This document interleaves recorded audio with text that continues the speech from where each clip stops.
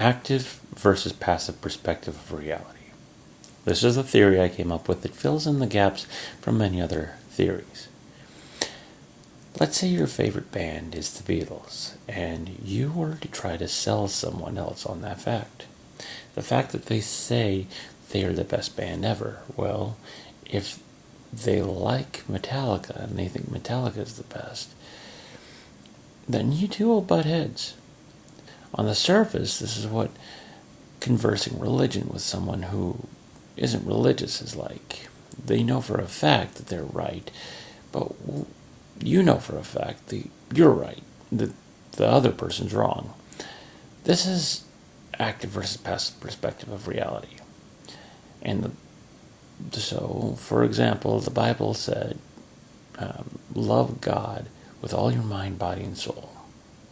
If you live life in an active perspective of reality, then you're religious and you witness miracles and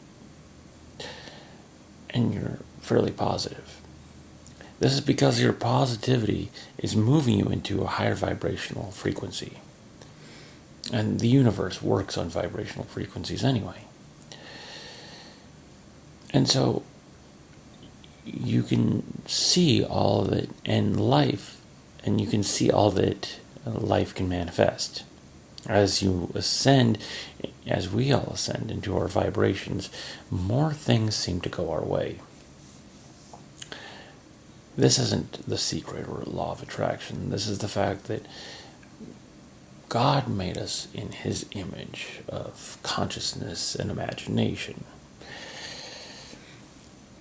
When we use our imagination and we have goals that we can achieve, and we can achieve them, the Bible speaks about this frequently. Loving God with all your mind is about thinking about God and having positive goals. Creativity is what separates us from animals, and imagination isn't merely daydreaming that we can change our reality, and I'll get more into that. Loving God with our body means to work out, eat well, and soul means to be in a positive vibrational frequency. Because if we aren't, when we die, we take that mental place with us. Now, a lot of people might not believe in a lot of that stuff, but it's been said that your vibrational frequency, first of all, your vibrational frequency can affect your reality. So you can see someone who's already in hell, who's living in hell, who's just depressed and down. They are in hell. They even say it. I'm in hell, I'm in hell.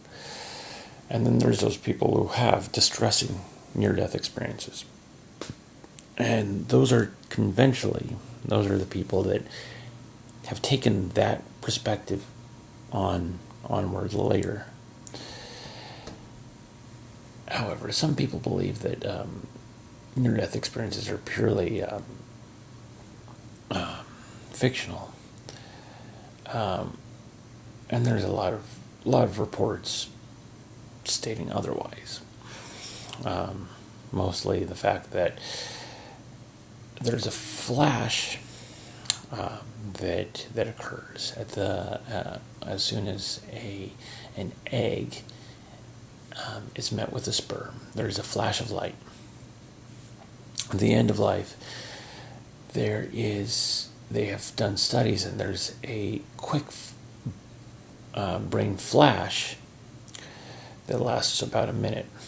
Dr. Sam Parnia in NYU has shown that past that 1 minute flash, there's actually a continued consciousness. And that continued consciousness, he said, has shown a level of awareness and can point out the areas in the hospital room. And so while there's that activity of that flash, that quick flash that shoots you out of your consciousness, out of your brain, for that 1 minute, there is an extension after that minute of the continued consciousness. that's longer than the brain activity. The brain activity ends after that minute. And they have shown that so that can't be a hallucination at that point. Not only that, but also if it was anoxia, then when people come back from anoxia, they typically have jolted, disoriented sensations, poor memory, and poor motor skills, while these people typically don't. But I digress. Most who are unreligious have a past perspective of reality. It's been shown in various studies that individuals who are more religious and believe in something to some degree have a better form of mental health, while those who don't suffer to some degree of something. A passive perspective of reality. They don't think that they can change their existence, so they typically do the opposite from what a deity would ask for. And they don't love God with all their minds, and they think about the worst things that could happen. Or they just there's a level of existential nihilism to it. I've met, not to all of them, but it's a past perspective of reality. Or they don't think that their dreams or goals can come true to such vibrancy. They most likely don't take the utmost care of their body. They might drink, do some kind of drugs or something. Even though they might be in a visual hell or a hell on earth, sometimes, like some distressing near-death experiences have shown, sometimes that it's not always a kind experience. Even though they all are typically the same, some of them take that the negative experience that they're currently feeling in life and transpose it to the sensation post-mortem. They don't realize that they can change their place in life, and this is their reality.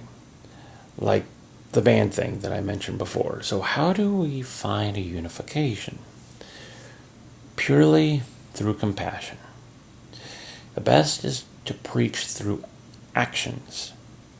Life is like a pond, and a single action has a vibrational frequency attached to it. So like the Bible said, to love your neighbor like you love yourself, and that's what I tried to do. So how do we deal with constant thoughts? Welcome to the invisible war in life. It's hard to stay positive all the time, and this is the ongoing war that's going on within us. Carl Jung talks about the shadow. The shadow is the true evil of society, and if you can understand that evil, then you know how to be good. But the thing is there's a hint of that shadow within every part of everyone, and that shadow is always whispering. And if we become positive, and those are the lower vibrational frequencies. If we become positive, the lower vibrational frequencies come to us and feed off of our positivity and changes our positivity into negativity. The goal of the lower vibrational frequencies is to turn a person who has an active perspective of reality into a passive perspective of reality. And the lower vibrational frequencies get us so low that we do whatever we have to try to bring them up. We do this by trying to consume. And this overconsumption doesn't raise our frequencies, it helps us to destroy ourselves. People who have a lower frequency tend to drink a lot of alcohol or eat a lot. This is exactly what the lower vibrational frequencies want. The lower frequencies want to destroy ourselves and then eventually kill ourselves. The lower frequencies don't make us do anything, but they whisper intrusive thoughts that are extremely awful, and afterwards we feel guilty. The infected have a poor belief that if we kill ourselves, we will be better.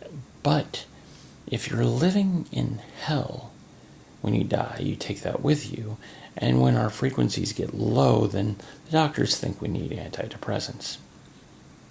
I was reading a book called Undoing Depression, written by a doctor that agrees that depression is like an entity, and that medication doesn't help.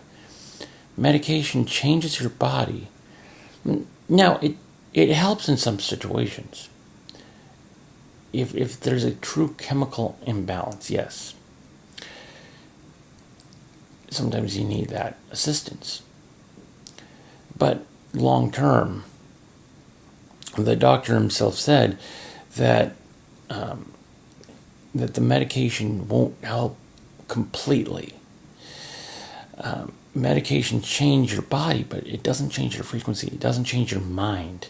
And this is why people feel suicidal on some antidepressant medications. We all have the ability